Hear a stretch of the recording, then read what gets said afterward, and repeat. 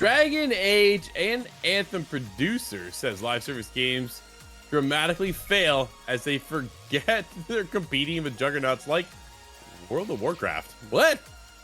Cons are in over at Games Radar.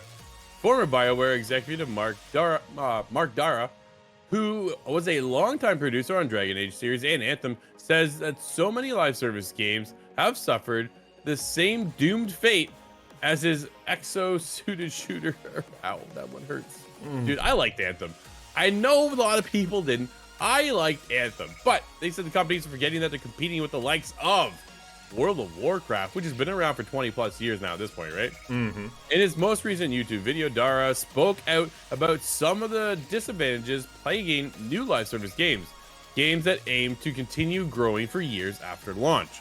Quote, when I'm trying to get you to pick up my forever game, what I have to think about is the fact that I'm not competing against the other forever game as its day of launch, Darrah explained. Going on to say, I'm not competing with World of Warcraft on the day it came out. I'm competing with WoW at the last moment that prospective player played the game.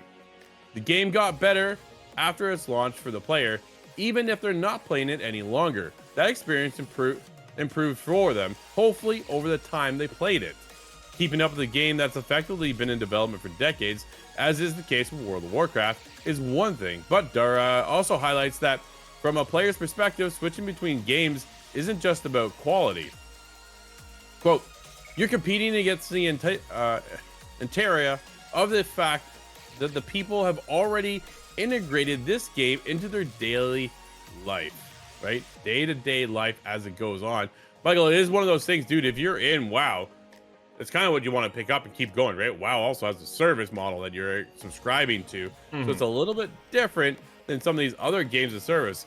Anthem came, went, didn't survive. The content wasn't there at the end of the day. WoW continues to keep pumping out and pumping out and pumping out. It's an interesting statement, an interesting take. Where do you feel about this one?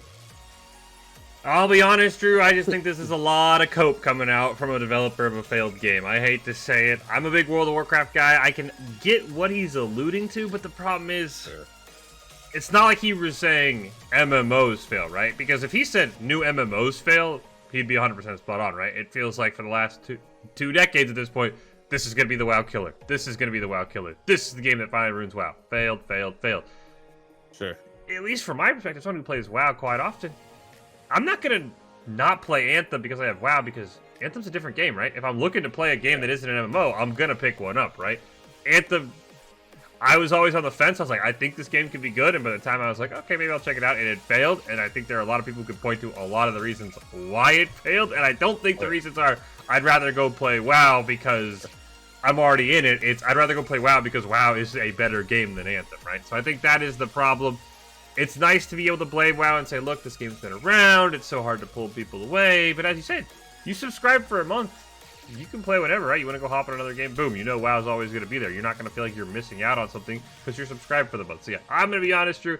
This feels like somebody who's looking for a blame game and he found a big IP. Because if your game's good, people are going to play it. We've seen that so many different times, right? With like a game like Elden Ring, Balatro. Look at any game nominated for Game of the Year. People play good games, Drew. They don't play bad games. I think at the end of the day, that's what it is. That's fair. You know, I'm not going to disagree with that at all, right? It is tough, though, when you go up against a game that's been around for now decades, that have the model, have the hooks. How do you pull that away from players? How do you get them involved in your game? Like you say, dude, you make a good game, right? That's how it works. You pull people away because your game is fantastic, and then you can't stop talking about it.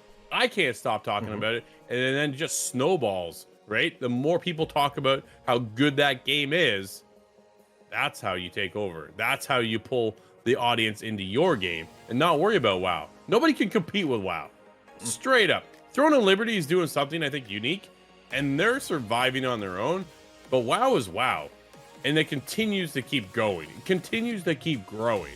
But to put the blame on WoW, dude, take a look at Anthem. There's numerous problems. People not very happy with the story. I didn't mind this story. The bigger problem was the end game. There wasn't an end game. So there was no reason to keep coming back, right?